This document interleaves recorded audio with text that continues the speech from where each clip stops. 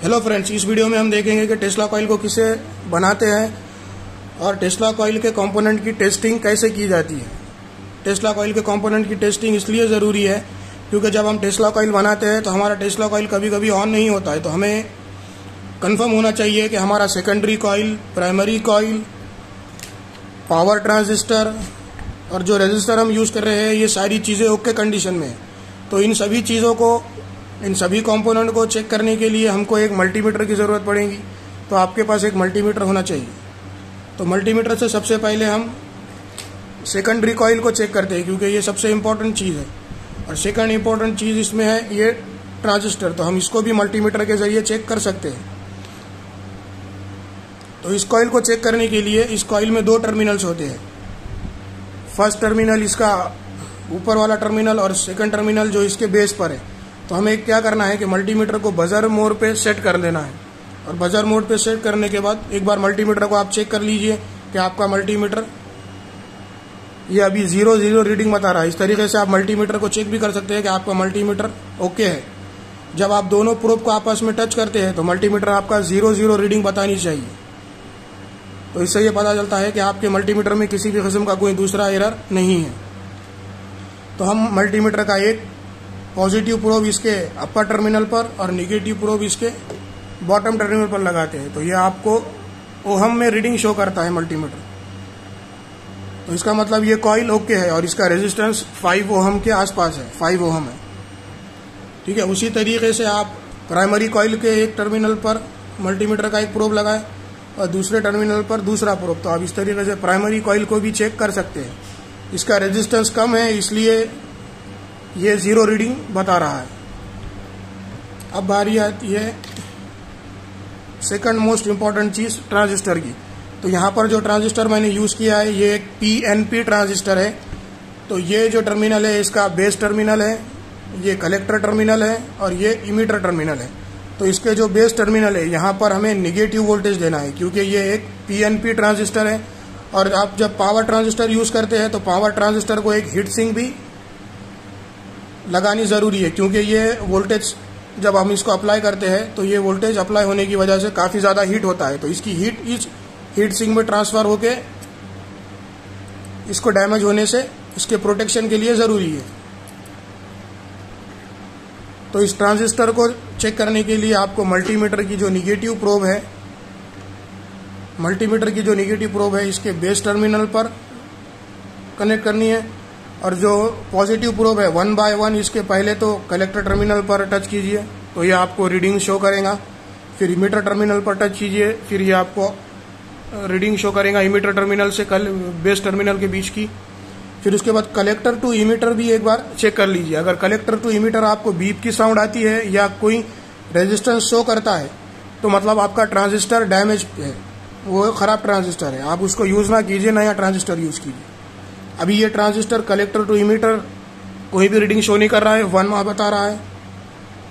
इसी तरीके से बेस टू कलेक्टर ये रीडिंग शो कर रहा है, बेस टू इमीटर भी रीडिंग शो कर रहा है, मतलब आपका ट्रांजिस्टर ओके है।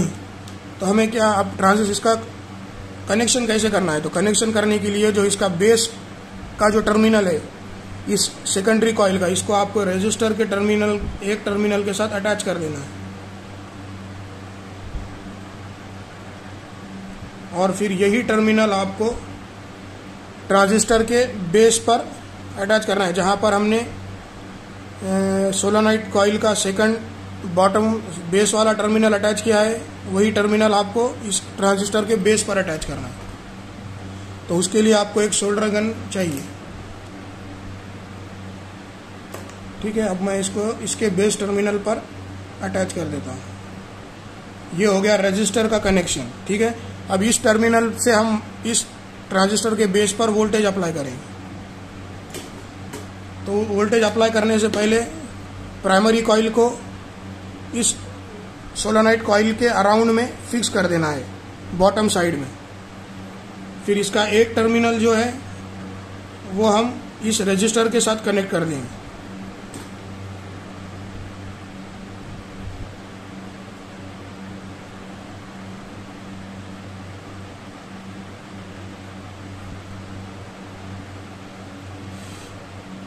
और सेकंड टर्मिनल इसके कलेक्टर के साथ।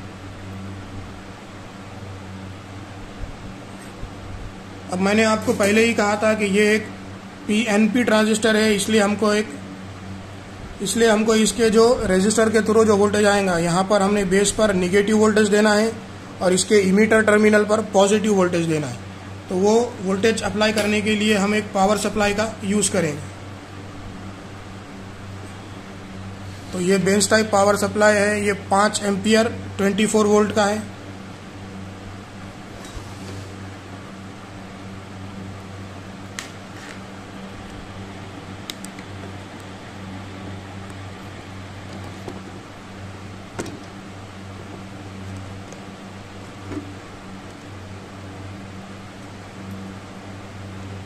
ठीक है, अब मैं क्या करूँगा, इसका जो निगेटिव टर्मिनल है पावर सप्लाई का वो इस रेजिस्टर को अटैच करूँगा और जो पॉजिटिव टर्मिनल है वो इसके इमीटर टर्मिनल पर अटैच करूँगा। अभी हमारा टेस्ला कॉइल ऑन नहीं हुआ है, तो आपको अगर आप टेस्ला कॉइल बनाने के बाद आपको इस तरीके की प्रॉब्लम आ सकती है। तो इसके लिए हमें क्या करना है कि अगर आपका टेस्ला कॉइल ऑन ना हो तो हमने जो कलेक्टर टर्मिनल पर प्राइमरी कॉइल का टर्मिनल लगाया था कलेक्टर पर, वो निकाल देना है और फिर से इसको जो हमने रजिस्टर की साइड में लगाया था वो हम कलेक्टर के टर्मिनल पर लगाएंगे और जो कलेक्टर के पर टर्मिनल लगाया था वो रजिस्टर साइड में लगाएंगे। मतलब इसका हम जो कॉइल के जो टर्मिनल्स है उसको स्वाइप कर देंगे, एक दूसरे से रिप्लेस कर देंगे। तो अब हम वोल्टेज को अप्लाई करके देखते हैं कि हमारा टेस्ला कॉइल ऑन होता है या नहीं। तो ये देखिए फ्रेंड, ये ऑन हो चुका है। ठीक है, ये काफ़ी ज़्यादा ब्राइट लाइट आ रही है। तो आप इसको टेस्टिंग करने के लिए ऑन हुआ है या नहीं, इसके लिए आप इस तरीके की फ्लोरोसेंट ट्यूब भी यूज़ कर सकते हैं या फिर आप टेस्टर का भी यूज़ करके इसको चेक कर सकते हैं।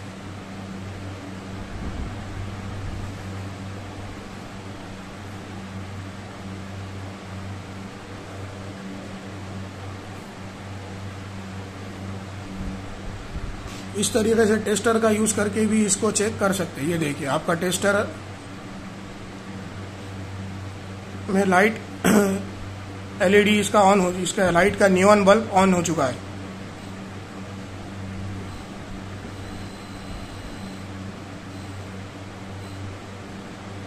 ये देखिए,